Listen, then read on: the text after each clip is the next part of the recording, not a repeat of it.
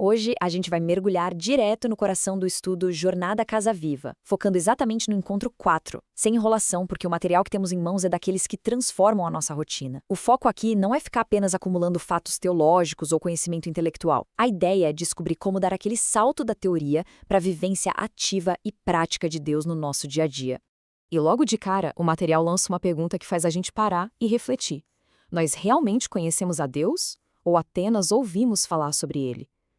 Deixem essa ideia coar por um segundo.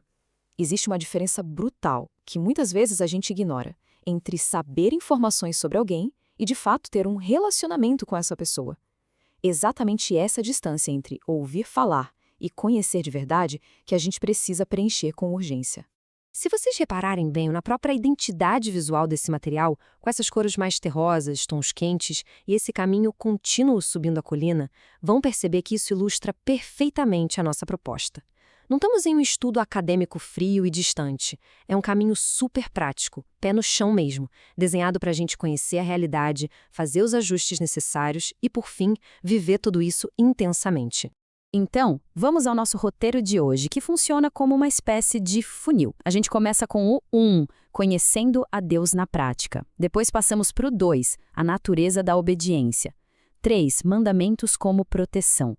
4, onde Deus está agindo. E fechamos com o ponto 5, que é o nosso desafio prático semanal. Entrando no nosso primeiro grande tópico, conhecendo a Deus na prática. O guia deixa muito claro que o verdadeiro crescimento exige bem mais do que leitura. Existe um contraste enorme aqui. De um lado, temos o saber sobre Deus, que é aquela coisa da teoria, estudo de fatos e leitura de textos. Do outro lado, existe o experimentar a Deus, que é onde a vida real acontece, na prática, na obediência, dando aquele passo de fé. O material bate muito na tecla de que a gente só conhece a Deus como provedor, por exemplo, quando decide dar um passo de fé no meio de uma necessidade e vê a provisão acontecendo bem ali, na nossa frente.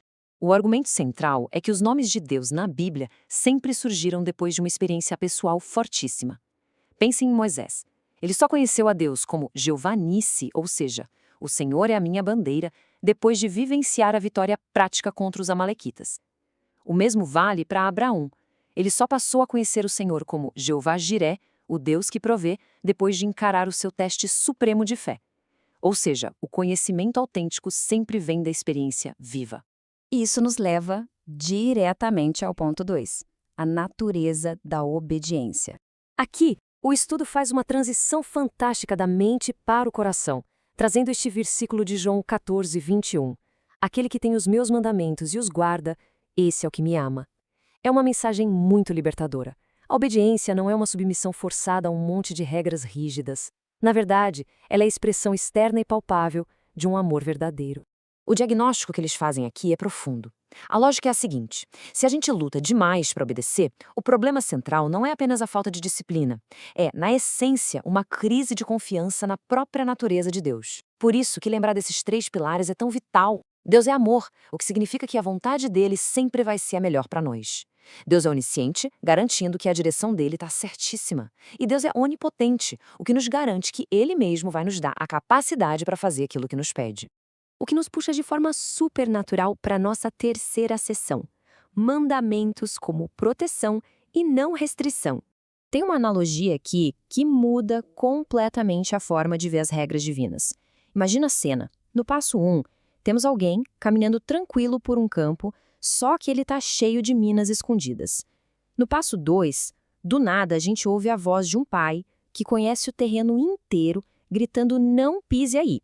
O passo 3 é a conclusão óbvia de tudo isso. Esse grito desesperado não é para estragar o passeio ou tirar a liberdade da pessoa.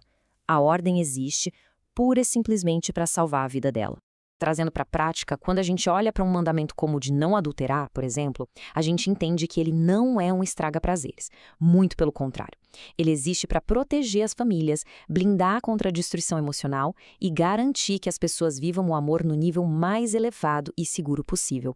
Resumindo a história, mandamentos são placas amorosas de aviso para a gente atravessar a vida sem pisar em minas terrestres.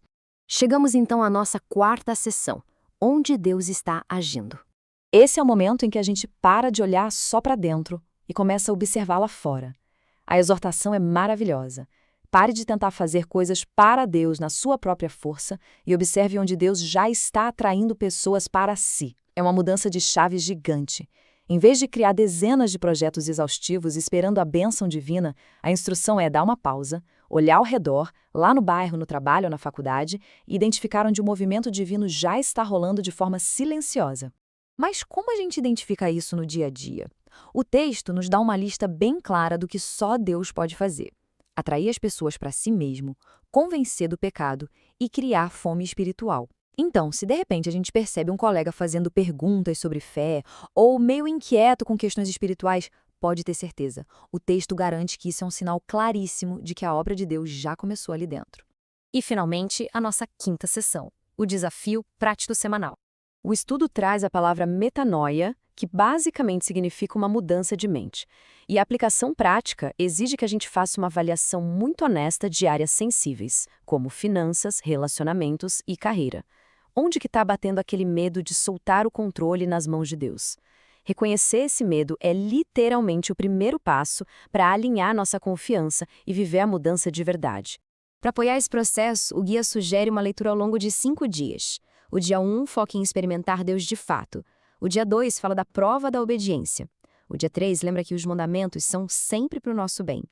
O dia 4 traz o exemplo de Jesus de observar o que o Pai está fazendo.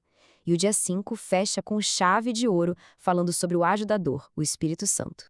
O clímax de tudo isso é o desafio da semana. É a hora de botar a mão na massa. O convite é largar a passividade de vez e começar a fazer perguntas investigativas e ativas para as pessoas que cruzam o nosso caminho no dia a dia. E a pergunta de ouro que coroa a nossa análise de hoje é simples, mas poderosa. Como posso orar por você? Que desafio incrível! A grande missão que fica para a gente é usar essa frase exata durante essa semana. Fica aqui o encorajamento para que todo mundo que está nos acompanhando tenha coragem de fazer essa pergunta a alguém e descubra de um jeito prático e maravilhoso onde Deus já está agindo na vida dessas pessoas. E aí, vamos tentar? Muito obrigado por participarem dessa jornada e até a próxima!